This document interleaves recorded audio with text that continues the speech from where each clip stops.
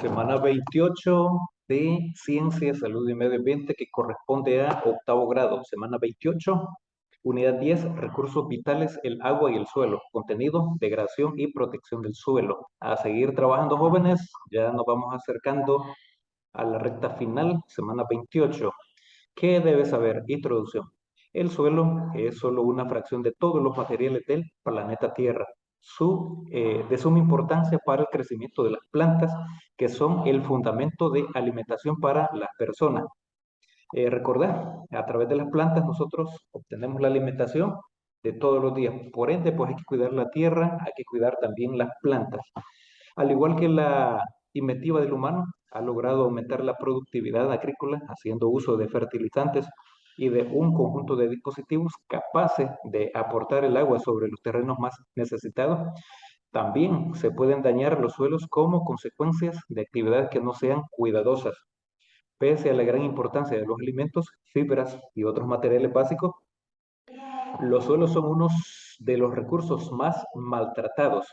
Este es un problema cada vez mayor, conforme las actividades humanas se extienden y alteran cada vez más la superficie de la tierra. Degradación del suelo. Se define como un cambio de la salud del suelo, resultando en una disminución de la capacidad del ecosistema para producir bienes o prestar servicios para sus beneficiarios.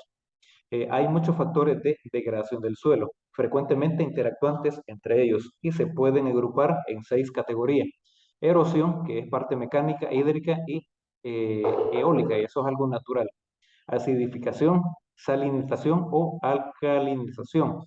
Degradación física, degradación química, degradación biológica. Eh, Factores de degradación del suelo. Ahí tenemos en primer lugar, pues, erosión del suelo. Es la pérdida de suelo por la acción del agua y el viento. El agua es la fuente principal de la erosión del suelo. Cada vez que llueve, o sea, cada vez que cae una precipitación, las gotas de lluvia golpean la tierra con cierta fuerza. Cada gota actúa como una pequeña bomba, haciendo estallar partículas del suelo y movilizándolas fuera de sus posiciones de la masa de suelo. A continuación arrastra las partículas de suelo desalojadas, haciéndolas fluir de forma de una delgada lámina y formando unos finos canales. Conforme los canales aumentan de tamaño y crean incisiones más profundas en el suelo, conocidas como barrancos. Y ahí tenemos en la figura número 1, erosión del suelo. Ahí pues cuando después de, o durante o después de una precipitación, pues la creciente pasa pues y erosiona, lava, básicamente, esa parte.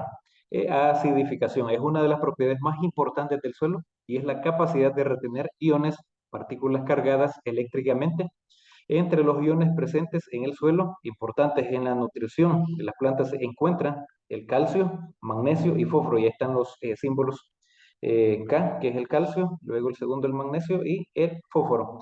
Normalmente el pH óptimo que debe tener un suelo para que sea fértil se sitúe entre 6 y 7 pH. Este intervalo de pH es el más adecuado para el crecimiento de las plantas, puesto que es cuando los nutrientes están a las concentraciones aptas.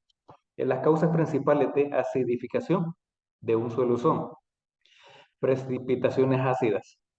Y eso es porque ya la atmósfera tiene bastante contaminación. ¿Y cómo subió? Pues a través del humo, a través de la emisión de gases de los automotores, etcétera. Adiciones de materia orgánica a partir de residuos vegetales y utilización de fertilizantes.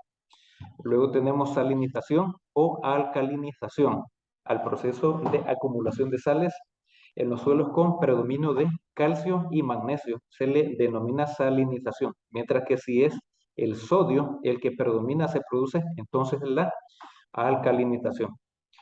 En estos procesos, las sales que se suelen acumular formando cristalizaciones blancas o blancas son cloruros de sodio, potasio y magnesio. Ahí están los respectivos símbolos. Sulfatos de sodio y magnesio, tenemos sus respectivos símbolos, carbonatos de calcio y magnesio con sus respectivos símbolos. Y tenemos en la figura pues suelo salino, ahí pues básicamente hasta hay ciertas grietas o reventaduras. que se pueden visualizar en esa figura. Luego tenemos el origen de las sales, pueden ser debido a causas naturales, pero también a las acciones humanas, por ejemplo, las actividades agrarias, especialmente el riego y el empleo de elevadas cantidades de fertilizantes. Los problemas que ocasiona el exceso de sales son diversos. Disminución de la disponibilidad de los micronutrientes, hierro, fósforo, potasio, debido a que forman fases sólidas insolubles y problemas de tipo físico. Ahí pues formación de costras que bloquean los poros, disminuyendo la permeabilidad del suelo. Entonces esa parte de la permeabilidad pues es importante considerarla porque también se da el fenómeno de infiltración del vital líquido en la tierra. En los suelos salinos, las plantas requieren mayor energía para absorber el agua del suelo a través de las raíces. La mayor concentración de sales en la disolución del suelo respecto a la concentración que tienen en el interior las células vegetales da lugar a una presión osmática negativa que la planta debe vencer. Luego tenemos degradación química, que está vinculada a la degradación biológica. Y un ejemplo manifiesto es el agotamiento de nutrientes. La contaminación del suelo es otro proceso de degradación química que generalmente está asociado a la contaminación de aguas, como en la figura número 3, así como el inadecuado uso y manejo de insumos y desechos de la agricultura. Ahí tenemos metales tóxicos y lodos residuales.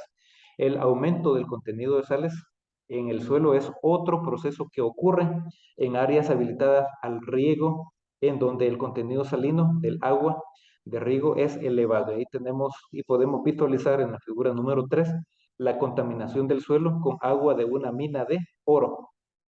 Esa agua pues no está apta para el consumo humano y si alguien accidentalmente pues la consume pues le va a generar problemas que le podrían llegar o también ocasionar la muerte. Luego tenemos que la corteza terrestre es una capa extremadamente delgada de roca que forma la capa exterior de nuestro planeta. Es un área importante ya que es ahí donde tiene lugar la vida, biosfera, fenómeno único de nuestro planeta y ahí está marcado, fenómeno único de nuestro planeta, ahí donde se puede generar la vida porque ahí crecen los arbustos, las plantas, el pasto y a través de eso pues nosotros los humanos podemos obtener, también los animales, la alimentación. Si el planeta Tierra fuera como una ciruela, el grosor de la corteza sería tan delgado como la cáscara de la ciruela, puesto que la corteza terrestre representa menos del 1% del volumen total del planeta, pero desempeña un papel muy importante en la mayoría de sus ciclos naturales.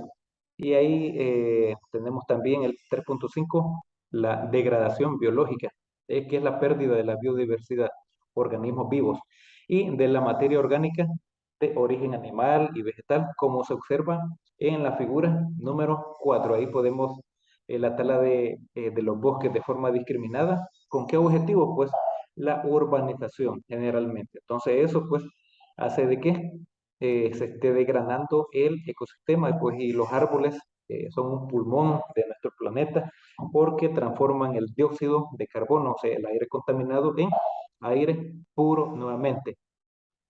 Degradación física. Existen una serie de procesos que alteran el espacio libre poroso que tiene el suelo. Para que se pueda mover el aire y el agua, estos procesos pueden ocurrir a nivel de superficie o interno del suelo. Y los efectos más comúnmente observados son capas compactadas, sellado de la superficie del suelo y costras, junto al proceso de erosión hídrica. Es de los más frecuentes, encontrándose ampliamente generalizado en las tierras agrícolas. Y medición de protección o medidas de protección, aunque es un hecho reconocido que la erosión del suelo nunca puede ser eliminada del todo, existen varias soluciones al problema de la erosión del suelo. Algunas prácticas son plantar campos con cultivos de cubierta, plantar una cosecha junto con el residuo de la cosecha del año anterior sin arar, dejar los residuos de las malas hierbas combatidas con herbicidas, el cultivo de plantas perennes que desarrollan grandes sistemas de raíces, formar estructuras para cortar el viento. Ahí tenemos hileras de árboles, construcción de bancales, trabajar las tierras a lo largo de los contornos de las colinas y la rotación de las cosechas. Eso es importante. Si este año pues un agricultor siembra maíz, lo más conveniente es que el otro año no siembre maíz, sino frijol, por ejemplo.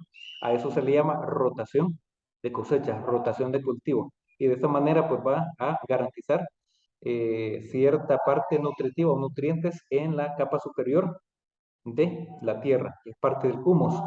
Bueno, una vez que has elaborado esa síntesis, pasamos al ponte a prueba y pues no me voy a detener mucho en el ponte a prueba porque sé que ya contás con la clave de respuesta. Sin embargo, sí me voy a entretener un poco en el resuelve. Dice, observación del efecto de salinización. Y ahí se necesitan algunos materiales, huevos, vinagre, vasos plásticos, sal, entre otros. Ahí están los elementos a considerar, los pasos a seguir y la imagen del proceso experimental. Recordar, el método científico, primero la observación, la experimentación y luego la conclusión para sacar, digamos, los resultados. Ahí pues, para tener el ejemplo, huevo vinagre, huevos en agua y agua salda. Luego dice ahí, escribe tus observaciones y aquí tengo ya la respuesta sugerida. Huevo, sin utilizar agua, pues no se observa ningún cambio, pues no se utilizó sal. Y solamente en agua, al compararlo con los otros huevos, pues este se hizo un poco más grande. Y con sal, básicamente, pues este se hizo un poco más pequeño. Entonces, tenemos esos resultados en base a la observación del experimento. Luego dice, a partir de lo observado, como resultado del experimento, ¿qué se puede concluir que ocurre con la raíz de una planta que se encuentre en un suelo salino? Pues conclusión, así como se observa lo que sucede con el huevo con agua salada, el mismo fenómeno ocurre con la raíz de la planta. Y esta pues se verá afectada por la salinidad. Para absorber el agua de la tierra a través de las raíces, la planta necesita más energía. Entonces aquí pues el huevo se hizo un poco más pequeño. Las raíces se van a hacer un poco más pequeñas de esa planta por la salinidad. Entonces todos esos elementos pues influyen en una planta también. Por ende pues necesita también mayor energía para poder absorber esos nutrientes, esa agua, digamos, para que pase por el tronco, las ramas y llegue también a las hojas o para que también dé su fruto. Entonces, de esta manera te estoy socializando la guía número 28 de ciencia, salud y medio ambiente. Espero que sea de mucha utilidad y a seguir echándole ganas porque la recta final está cerca, se está acercando. Saludos.